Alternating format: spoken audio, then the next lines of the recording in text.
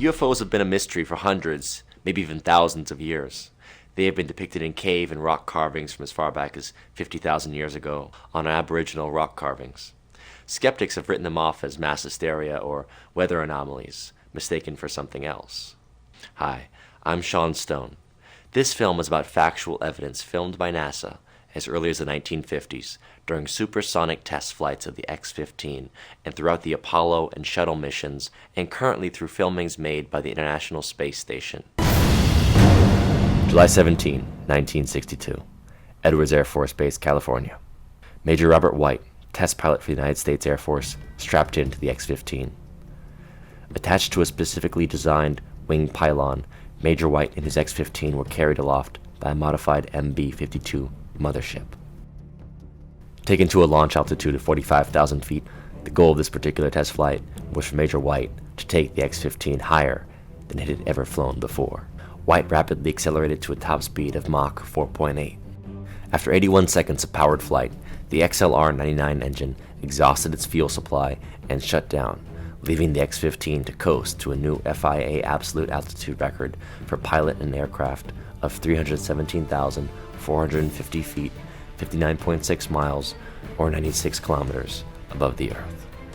This was the first X-15 flight to qualify the pilot for a United States Air Force astronaut rating. While his flight was at apogee and he was experiencing over 3 minutes of zero gravity, Major White was able to look out the left side window of his X-15 aircraft. Suddenly, Major White keyed his radio and made an excited transmission. "There are things out there, there absolutely are."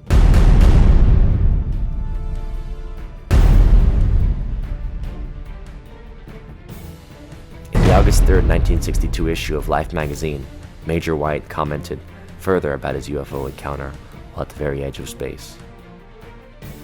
This was not the only UFO encounter filmed during the X-15 program. Several months earlier, during one of NASA test pilot Joseph Walker's X-15 flights, the camera systems captured what Walker would later describe as being 5 or 6 disc-shaped or cylindrical objects near his aircraft. On May 11, 1962, at the Second National Conference on the Peaceful Uses of Space Research in Seattle, Washington, Joseph Walker also claimed that one of his mission objectives during his 1962 flights in the X-15 was to detect and film UFOs at high altitudes. During his lecture, Walker showed several photographs to the audience of these UFOs he captured on film, although NASA has since only ever made one of these frames public. I don't feel like speculating about them. All I know is what appeared on the film, which was developed after the flight. The very first astronaut UFO sighting in space can actually be traced back to NASA's very first manned orbital mission, which took place in February 1962 during Project Mercury. That particular flight, which was designated as Mercury MA6, was flown by astronaut John Glenn. And during that 3-orbit mission, there was a well-publicized incident where Glenn reported seeing through the spacecraft window what he described as fireflies that were moving around outside his capsule while he was on orbit above the Earth. This is Friendship 7. I'll try to describe what I'm in here. I am in a big mass of some very small particles that are brilliantly lit up like they're luminescent. I never saw anything like it. They're coming by the capsule, and they look like little stars, a whole shower of them coming by.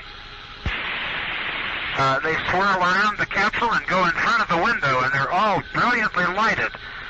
They probably average maybe 7 or 8 feet apart, but I can see them all down below me also.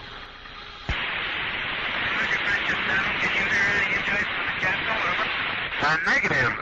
They're very slow. They're not going away from me more than maybe 3 or 4 miles per hour. They're going at the same speed I am, approximately. They're only very slightly under my speed. Over. They do have a different motion, though, from me, because they swirl around the capsule and then depart back the way that I am looking. Are you receiving? Over. There are literally thousands of them. This is Friendship 7. Am I in contact with anyone? Over. In an effort to minimize or debunk these fireflies, NASA has always officially claimed that what Glenn was seeing up there was just tiny water droplets that must have been on the exterior skin of the spacecraft, which had then sublimated to ice in the near vacuum orbital environment, and these ice crystals were then breaking loose and were floating free around his capsule. And if you blindly trust what NASA claims, and if you only examine certain select portions of the MA6 mission evidence that NASA directly highlights to support their hypothesis, then that official excuse may actually sound rather plausible. However, aboard each Mercury capsule was a black box audio tape recording system that was designed to record any verbal comments or descriptions that the astronaut might make during their flight. And when we examine the complete onboard commentary from John Glenn made during his MA6 mission, listening to the full real-time descriptions as he was actually observing these unidentified objects in space, it very quickly becomes clear that he was seeing some objects up there that absolutely were not ice particles emanating from his capsule. This is Friendship 7. All these little particles, there are thousands of them, and they're not coming from the capsule. They're something that's already up here. Because they're all over the sky, way out. I can see them as far as I can see in each direction almost. Roger, Friendship 7. And during the Mercury MA9 mission in May of 1963, astronaut Gordo Cooper also observed the fireflies outside his capsule and reported them to the ground via the radio. And while we unfortunately do not have the full audio transmissions from that flight to listen to, the NASA archives do contain the Mercury MA9 composite air-to-ground and onboard voice tape transcriptions. And just as one example of this sanitizing, if you go to page 3-20 of the Mercury MA9 mission transcript document in the NASA archives, you see that as soon as astronaut Gordo Cooper starts talking about the fireflies that he is seeing outside his spacecraft window, those particular comments have indeed been sanitized, with the asterisk marks denoting that specific descriptive commentary from Cooper was actually omitted from the official transcript. In this official NASA transcript for the Mercury MA9 mission, NASA is blatantly admitting that they have engaged in selective editing, sanitizing the transcripts by removing comments from the public record entirely. In this case, very specific comments that clearly were related to the fireflies that Cooper was really seeing outside the window of his Mercury spacecraft. It's not a conspiracy theory that NASA did this transcript sanitizing, it's conspiracy fact. And the reason it was done was to obfuscate the truth, in order to ensure that the public would only see certain select evidence that fit NASA's official cover story. They literally removed some of the truth about these fireflies from the public record by classifying those astronaut comments in the interest of national security.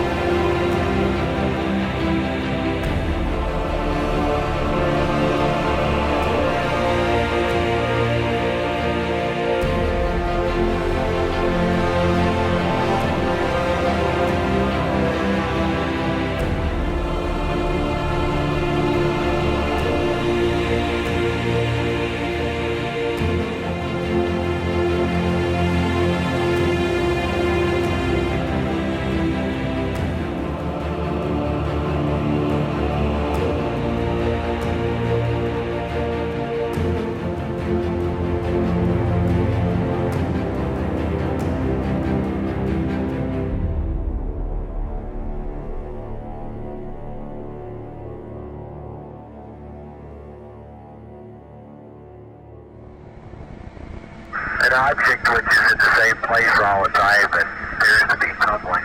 Always had it ever since yesterday. It just seems to be tagging along with us.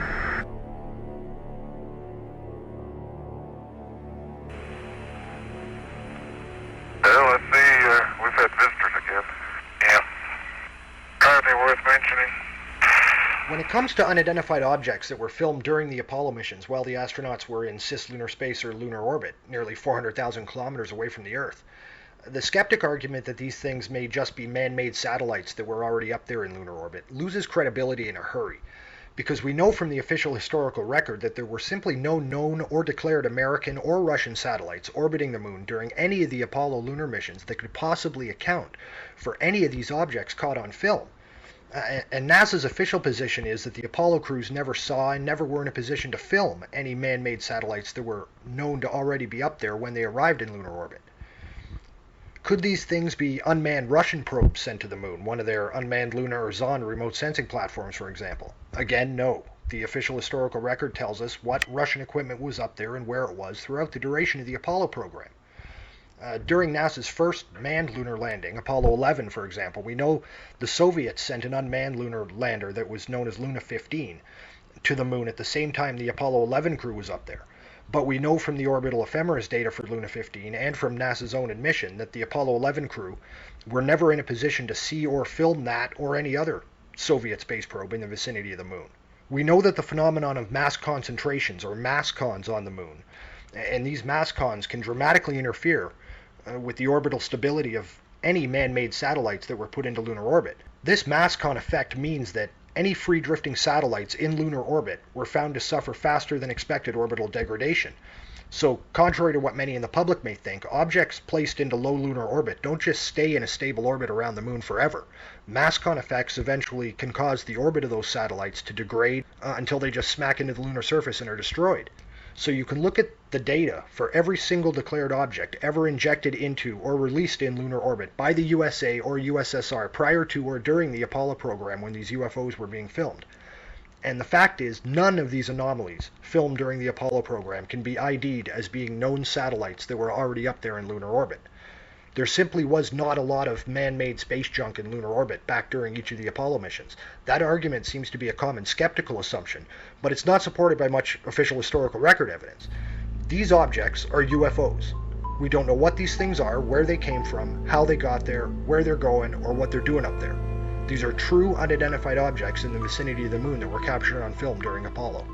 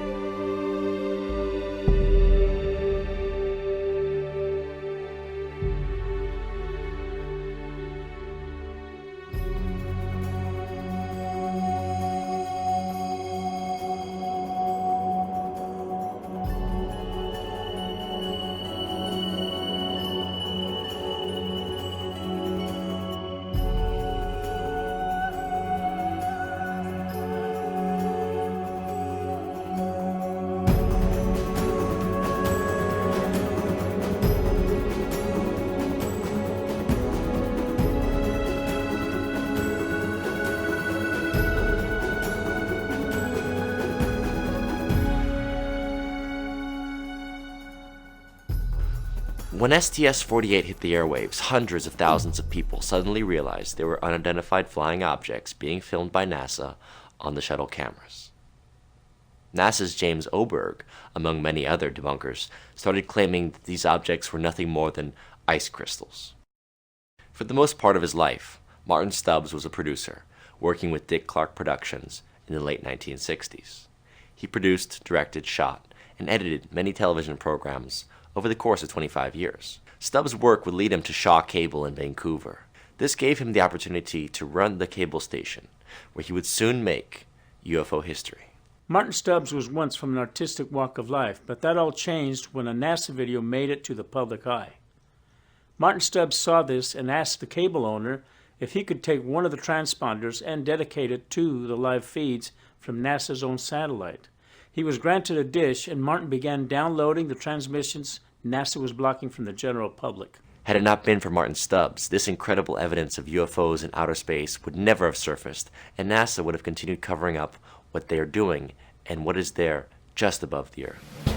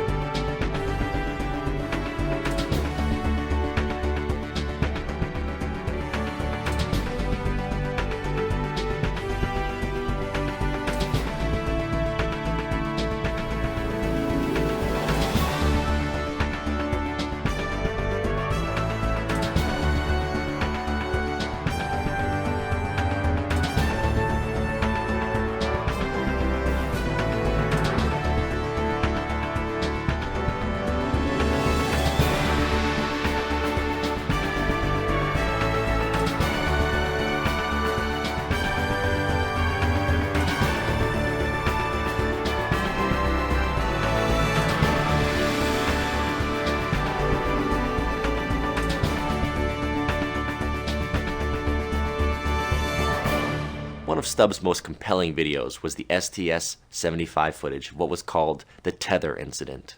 What NASA was telling us they were doing was releasing a satellite at the end of this 12-mile-long tether that would serve as a test to see if this energy-producing satellite could open up a new method of propulsion for shuttles to eliminate using fuel. If you look up the word tether in Merriam-Webster's dictionary, here's what the definition is. Tether, a rope or chain that is used to tie an animal to a post, wall, etc., so that it will stay in a particular area. The tether satellite turns out to be a power generator somewhat like a Tesla coil, producing a high voltage and being dragged through space and the plasma fields. This seems to have disrupted the balance of plasma in the upper atmosphere, and these critters, or animals that exist in the space, were affected. This is a fact of the matter. We were really not sure after John flew whether or not there were critters, living critters out there somewhere. Critters that were captured by NASA on that mission STS-75 in 1996. In all my considerable experience of the entire UFO scenario, I have never seen and never expected to see footage like that. And least of all did I expect to see it on film that, or tape that had been exposed by the government in a NASA mission. The shuttle Columbia in this mission was equipped with a very sophisticated and expensive ultraviolet camera. It was sensitive to the near ultraviolet. And when they were up at 300 miles above the atmosphere, they launched from the Columbia a small satellite with a tether. Not long after it was launched, the tether broke. We'll record steadily the whole break and coil back to the tether. Copy, Claude. We go. Again, this is a view of the satellite. Well, if it had to break, it did it in the right place. And you see on this astonishing film, you see the satellite go drifting far astern of this orbiting Columbia. The tether, which is 12 miles long, straightens out into a long white line, which you can see as plainly as could be. Columbia and the satellite now 77 nautical miles apart. Now, while this is all going on, a whole covey of UFOs, perhaps 36 of them, manifest to this ultraviolet camera, and they begin moving around, circulating, looking for all the world like something in an aquarium tank. The satellite, again, just moving into sunrise. Now, Houston, of course, down on the ground, is getting this feed from the Columbia, and they ask the astronauts in the shuttle, what can they see? What is it they can see? You guys getting the image? Franklin, we see a long line, a couple of star-like things, and a lot of things swimming in the foreground. Can you describe what you're seeing? Well, the long line is a tether, and there's a little bit of debris that kind of flies with us. It is like a brilliant white bar. It looks like a neon sign, and it's 12 miles long. Now, what this does is give you a sort of cosmic ruler by which you can get an idea and an estimate of the diameter of the UFOs that are flitting around down there. Now, when you see them go behind the tether, that means that you can use that tether like a ruler to measure their diameter. And those things that are down there going behind the tether are between 2 and 3 nautical miles in diameter. Image stabilization with UFO tracking analysis reveals the flight paths of the objects swarming the tether. This process is courtesy of Kerry Martinek of Luna Cognito Productions.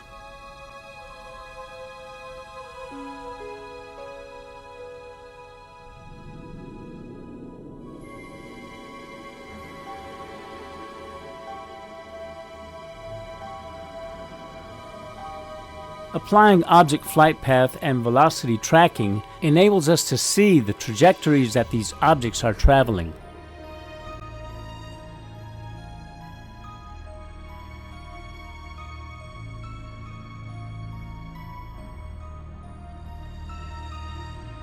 There are at least 5 objects that are traveling alongside the tether.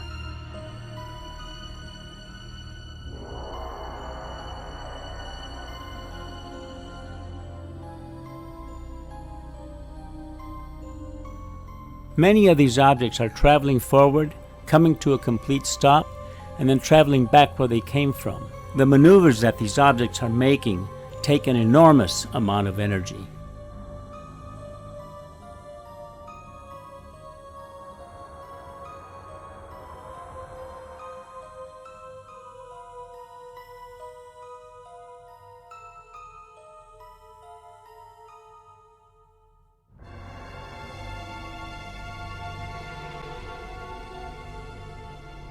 While all this is going on, the tether, the objects, and the shuttle are all orbiting Earth at velocities of at least 17,500 miles per hour. The objects are being recorded in the infrared and ultraviolet light spectrums, which means they are invisible to the naked eye. One of the things you see over and over again is you see UFOs materialize into the ultraviolet while you watch. You see them come from out of nowhere to the point where they are returning a response to the camera. You also see them dematerialize while you have them under observation. There's two of the central things that have gone on with UFOs since day one: materialization and dematerialization. It's going on in this film, 300 miles above the Earth, photographed by your government with your astronauts superintending the whole thing. Charlie, completely unzoomed, and you see the full extent of the tether. Columbia, Houston, that's a much better view, a lot more contrast. This film proves our government has known about UFOs and that they have been filming and monitoring them since at least the early 1950s. By viewing this film, you now have at your fingertips a way to find out more about Earth and what exists just a few hundred miles above us and in the farthest reaches of outer space. We wish to acknowledge Martin Stubbs for opening the window of truth about UFOs from outer space. My name is Mike Barra, and basically I've had a fascination with space and aliens and UFOs and things since as long as I can remember, since I was a little kid. In the 1960s, I was just 4, 5, 6 years old, and I remember watching the rocket launches on TV, the Gemini missions, the Apollo missions, and I remember always thinking that there was something that they weren't showing us, that there was a greater mystery to the whole thing than we were being allowed to see on TV. And I don't know where that thought came from or why it was embedded in me, but it always was. I can distinctly remember the Apollo 11 moon landing when Neil Armstrong and Buzz Aldrin walked on the moon for the first time in human history, or at least in this version of humanity's history. And I remember thinking, why is this just some crappy black and white picture? Why isn't it color? We had a color TV in my home. We were lucky in those days. And I asked my dad, who was an engineer at Boeing, why don't they have it in color? Why is it just this really terrible black and white TV picture? And he said, well, I really don't know, because the distance involved doesn't make that much difference. The TV signal's still going to be strong enough. So he didn't know the answer.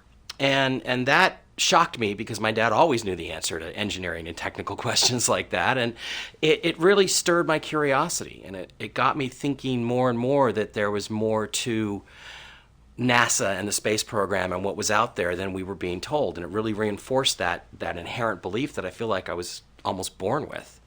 So then, things progressed. We went to Mars. The Viking missions happened. I just distinctly remember the face on Mars when it was first a big shock in the newspaper that this thing looked like a human head on the surface of Mars. And I remember the whole controversy, and they said, oh, well, we took another picture a couple of hours later, and it all just went away. It was just a trick of light and shadow, and that was the official position within NASA. And it had to be 15 years after that I started reading about the face on Mars, and I found out that claim by NASA was totally untrue, that the fact was that it was nighttime on Mars, and they couldn't have taken another picture a few hours later. And sure enough, when they did find a second picture, it looked even more like a face than it had initially. So I began to look at this stuff on Mars and work that was being done by other people in the field, like Richard C. Hoagland, and saying to myself, I like this because unlike UFOs and abductions and videos of bright lights in the sky and stuff, this is something I feel like I could actually sink my teeth into, that I could actually test, that we could get more pictures and we could see what this thing really was and determine whether or not it was artificial. And eventually all that happened. I mean, we got picture after picture after picture of the face on Mars. NASA continued to insist that it was absolutely of no interest to them, yet it's the most photographed piece of real estate on the planet Mars. And, if they're not interested in it, why do they keep taking pictures of the thing? The whole ancient aliens thing took off, and I started looking at ancient aliens on Mars and ancient aliens on the moon. There's definitely artificial structures on the moon. There's definitely artificial structures on Mars. And even the little rovers, as they drive around the Martian surface, they keep finding stuff that looks like, I don't know, mechanical equipment. I'm an I'm a mechanical engineer, and I can certainly tell, a cased metal object when I see one, and I can certainly tell when I see mechanical flywheels and gears and something that looks like Captain Kirk's phaser that he dropped on the surface. I can recognize all these things as mechanical implements. And so it became really obvious to me that there absolutely was solid evidence that somebody had lived on Mars before. And whether they were human or completely alien, I don't know the answer to that. And I don't know that anybody ever will. But it seems like human architecture, and it seems like human mechanical design. So it may be related to this idea that the Hopi have, that there have been progressive worlds of man, and that we've gotten very advanced in some of them, and that the last one was even more advanced than we are today. And maybe they went to Mars and built some of these pyramids and built some of this equipment and left it behind, and it's all eroded and stuff now. But to me, I just kept getting reinforced by this. And then you start asking other questions, like if there are ruins on another planet, on Mars, if there are ruins on the moon that definitely can be described as artificial, that engineers can recognize as instrumentalities, different vehicles, different mechanical implements, air conditioners, things like that, then you say to yourself, well, okay, if there was a prior civilization living on these planets, then there could have been a whole bunch of them. And then that begins to reinforce to me the idea that maybe all these stories of alien abduction and alien contact aren't so crazy. So I was very lucky. I've been lucky enough to have worked for some major television networks, and I've worked on a couple different shows, Ancient Aliens being one of them. I got to do a show called Uncovering Aliens for the Discovery Networks. And that was really interesting because they cast me as the skeptic, which actually fit me really well. Because even though I believe that all this stuff is real, I don't really lock into that until I got all my questions answered. So I became the guy that would ask all the questions on the show. And, I've certainly known people who've been abducted, or I've known people who had these experiences. But when I started meeting them kind of at random for the show, and they started describing what had happened to them and these intruders in their rooms at night and the things that they did, as I was questioning these individuals, I realized, they're not crazy. Because the reality is that we can't ignore this anymore. We cannot ignore visitations in our bedrooms. We cannot ignore UFOs in our skies. And we absolutely cannot ignore UFOs in outer space. Hello, my name is Laura Magdalene Eisenhower. I am the great-granddaughter of President Eisenhower. And all throughout my life, I've had a lot of interesting experiences that helped me to be very open to the idea that there is other life in this universe. And what really kickstarted my research was a lot of the rumors that I saw about Eisenhower in ET government treaties. When I was young, I had contact experience. I also experienced a recruitment to Mars in 2006, which helped me to understand what's going on behind the scenes. So as I've been working to connect the dots, I have had a lot of revelations and epiphanies about how the light and dark operate and what our role is as a humanity to be prepared for what's to come.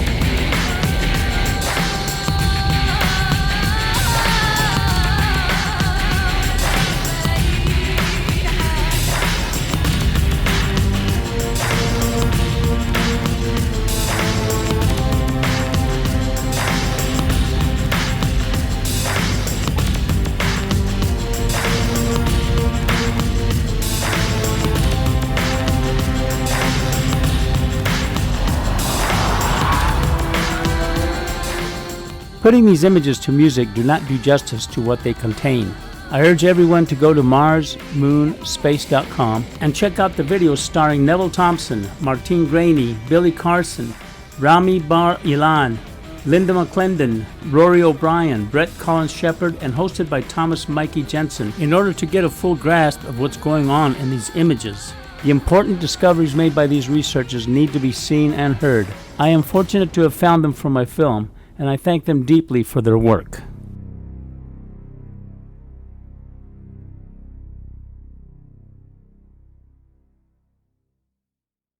In 2001, I was checking one of NASA's websites featuring photography taken by the Mars Odyssey mission.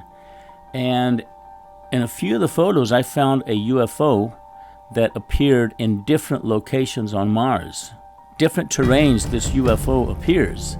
And it's the same shape, same kind of design, but it's definitely in the air over these certain areas on Mars. So here they are.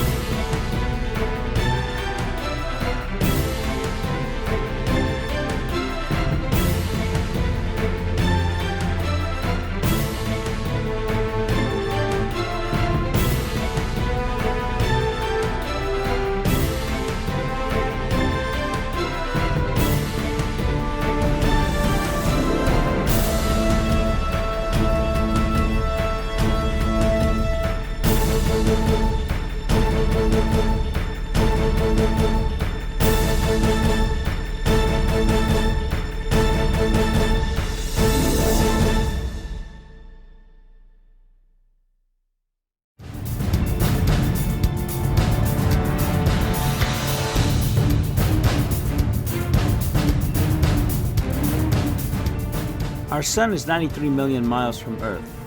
To give you an idea as to the size of our sun when compared to Earth and the other planets in our immediate solar system, I have situated the sun in the middle and put each planet on the side so you have an easy scale to size comparison.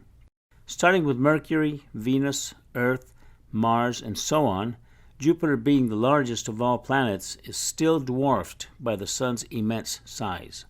The SOHO program, known as the Solar and Heliospheric Observatory, is comprised of 2 cameras situated on either side of the sun in deep space. These 2 cameras allow NASA to capture film and photography in stereo, and when seen together give them the depth of 3D. In 2001, I had seen early footage of anomalies appearing near the sun and passing by it, flying into it, and on several occasions, firing at it.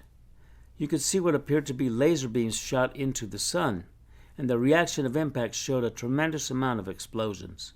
In or around 2007 or 2008, it came to my attention that things were seen orbiting the sun in hundreds of photographs. Once I heard about this, I immediately went to the SOHO website. I began downloading hundreds of these photographs. There were so many that in the space of a few days, I had compiled about 400 photos. There would have been more, but I got busy working on my films. figuring that someday I would do a segment or documentary on these sunships, as they've been called. There are now many researchers in the world finding, compiling, and presenting these sunships on YouTube and other websites. For this film, I am including some of the most spectacular photos taken by NASA of these anomalous objects and submitted by researchers. I have looked through the many photos I downloaded in 2008 and some of the latest photography that reveals these sunships are still orbiting the sun and doing whatever it is they're doing. There are literally thousands of photographs posted daily on the website. There are hundreds of UFOs showing up near the sun. I'm including some of the most spectacular shots of UFOs.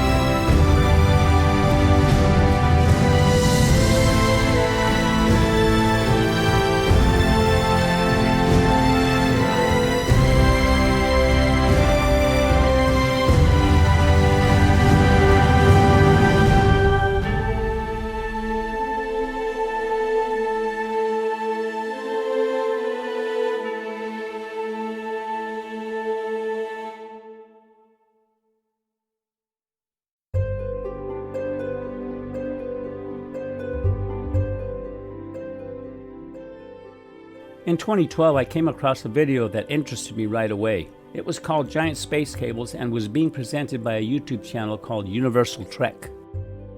I was immediately taken by these gigantic space cables, where they came from, who built them, where they go, and what they are being used for. The amazing cables came from nowhere, and while scrolling downward, upward, and to all sides where these cables can be seen, there is no real explanation as to their origins and whatever happened to them. Thankfully, these videos were produced and made public by Universal Trek, and here they are, the mysterious space cables located in deep space.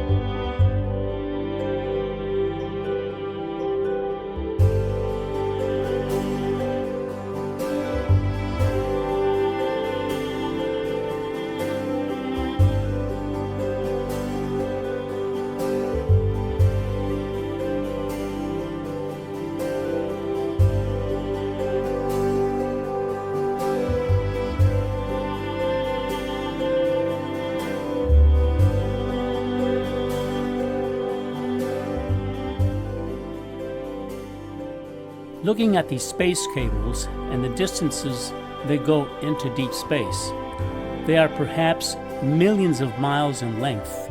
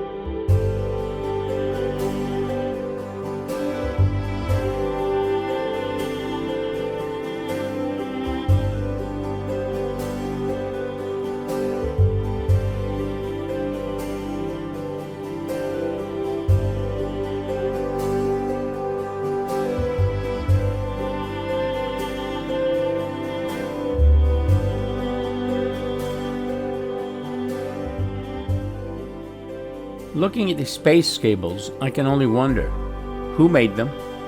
What are their purpose? Where do they go to? Who is traveling through them? Are there giant people using them? Are we using them? Where do they start? Where do they end? Will we ever learn about them? And where are they now? Because I have not been able to find them recently.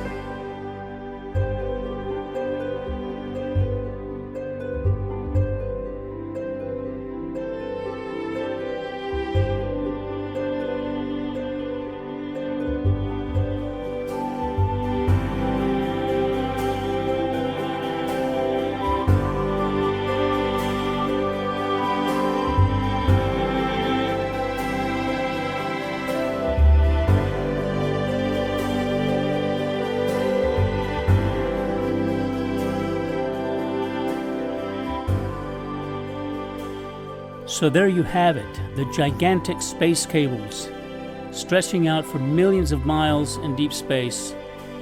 In either direction, there is no origin to where they come from and no ending to where they stop. They are just continuing to stretch in deep space for millions of miles.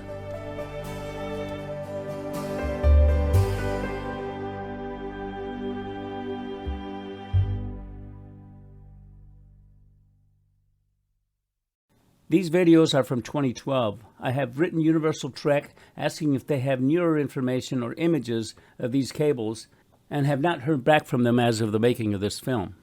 I myself went on Google Earth in space looking for these cables, and although I did find some tube-like structures in deeper space, I still haven't found the original space cables presented in 2012. I don't know if they've been deleted from Google Earth or where they might now be found. After watching this film, if you have any information about these space cables, please contact me by emailing me at jose@tblnfilms.com.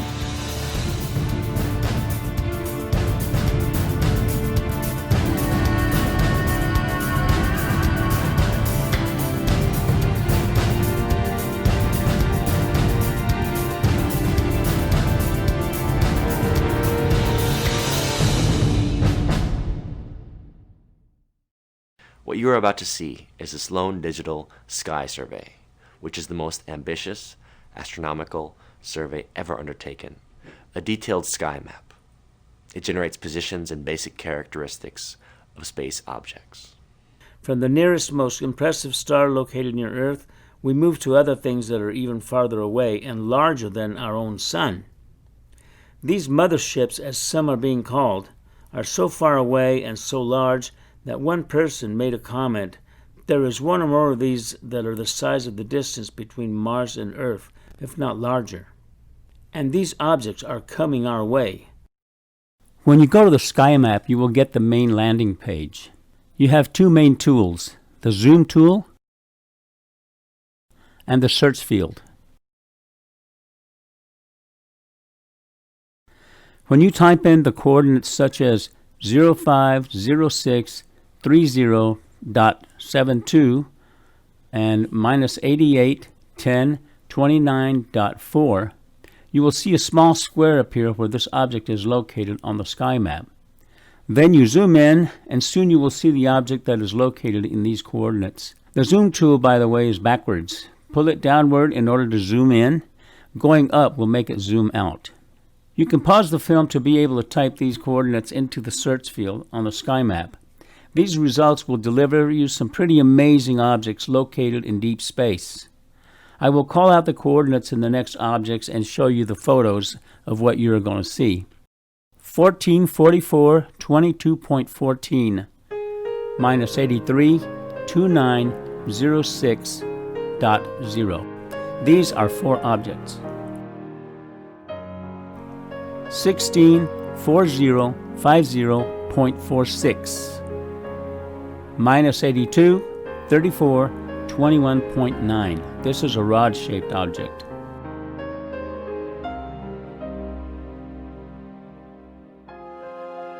Nineteen 26 37.47 minus 83 01 35.9. This is a circular object.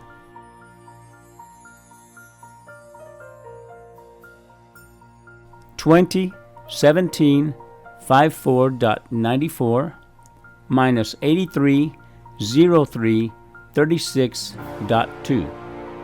Vectors. These are vector objects.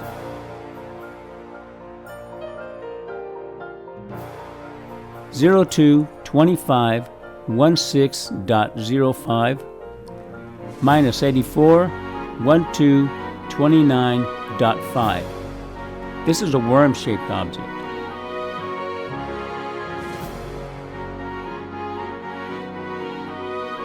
Zero 04 51 21.56 minus 84 00 49.1. This is an object that's shaped like a shuttle.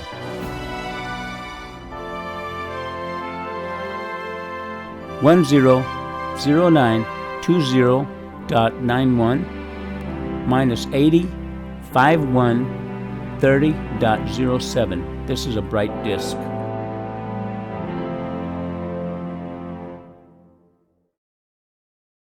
Here are a few objects discovered by our executive producer, Dushitsa Dumitru.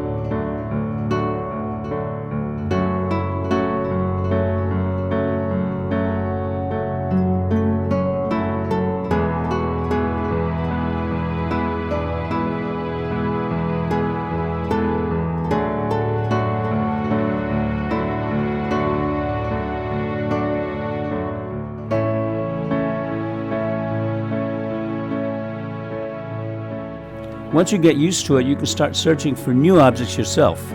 You will be amazed at what is out there.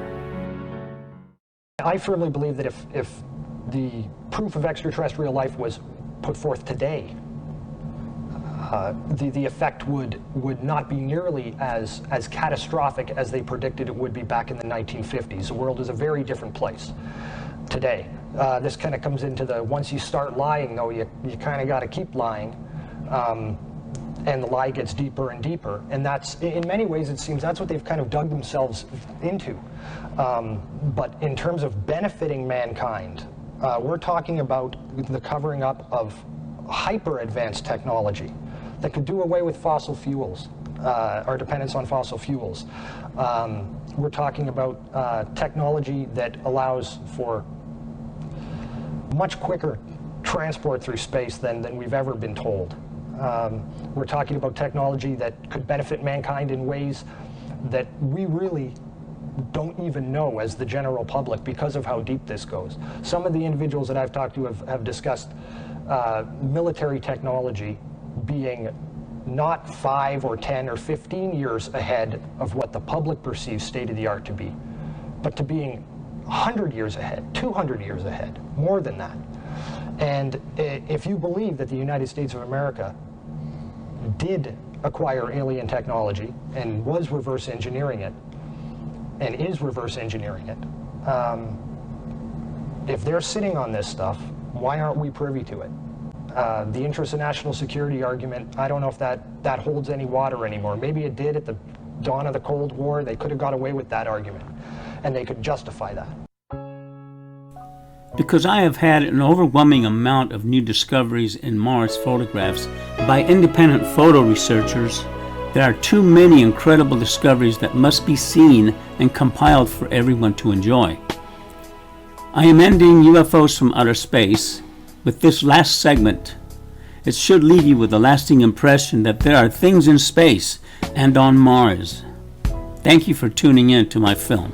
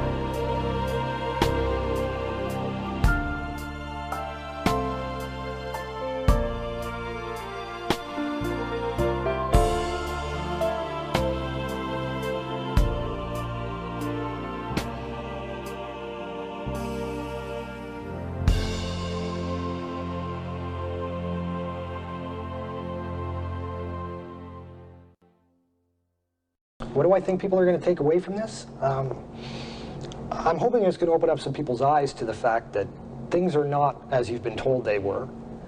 And just as importantly, to open your eyes to the fact of really how wondrous it is. As deep as the lies go, the fact is that the truth is an amazing bit of subject matter to even begin to try and dig into and uncover. You're dealing with such incredible, is really the only word that you can use to describe it. It is incredible subject matter. It is literally out of this world. And there is so little that we know. There is so little that we have been told. But the truth is out there.